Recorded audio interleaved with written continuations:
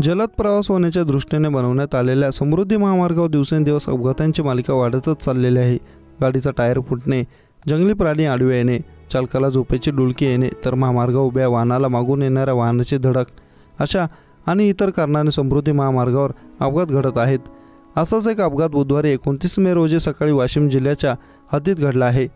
कारंजा तालुक्यातील पोहा गावच्या जवळ ऊस घेऊन जाणारा MH16BC 8174 क्रमांकाचा ट्रक उभा होता। या उभ्या ट्रकला मागून कांदा घेऊन येणाऱ्या ट्रकने जोरात धडक दिल्याने भीषण अपघात झाला। अपघात एवढा भीषण होता की मागून येणाऱ्या ट्रकच्या केबिनचा अक्षरशः चुरडा झालाय। दरम्यान चालक आणि त्याच्या सहकारी केबिनमध्ये फसले होते। यामध्ये चालकाचा मृत्यू झाला आहे। योगेश निवृत्त खैनार, वय वर्ष 39, राहणार लासलगाव, जिल्हा नाशिक असे मृतकाचे नाव आहे। तर त्याच्या सहकारी प्रदीप सिंग जसवंत सिंग मान, वय वर्ष 35, हा या घटनेत जखमी झालेला आहे। घटनेची माहिती मिळता समृद्धी महामार्गावरील 108 रुग्णवाहिका, श्री गुरु मंदिर रुग्णवाहिका, अग्निशमन दल, महामार्ग पोलीस तसेच करंजा ग्रामीण पोलीस स्टेशनच्या पोलीस घटनास्थळी दाखल होऊन त्यांनी बचाव कार्य सुरुवात केली। मात्र अपघात एवढा भीषण होता की मागून धडक देणाऱ्या ट्रकच्या केबिनचा चुराडा होऊन तो समोरच्या उभ्या ट्रकमधील केबिनमध्ये फसला होता। त्यामुळे JCBच्या साहाय्याने ट्रकला बाजूला करण्यात आलं।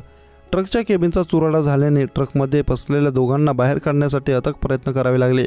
बऱ्याच वेळानंतर केबिनमध्ये फसलेल्या व्यक्तींचा बाहेर काढण्यात यश आले, पण यातील एकाचा मृत्यू झाला होता, तर एक जण जखमी झालेल्या व्यक्तीवर रुग्णालयात उपचार सुरू असल्याची माहिती सूत्रांनी दिली आहे। या प्रकरणाचा पुढील तपास करंजा पोलीस ग्रामीण पोलीस करत आहेत।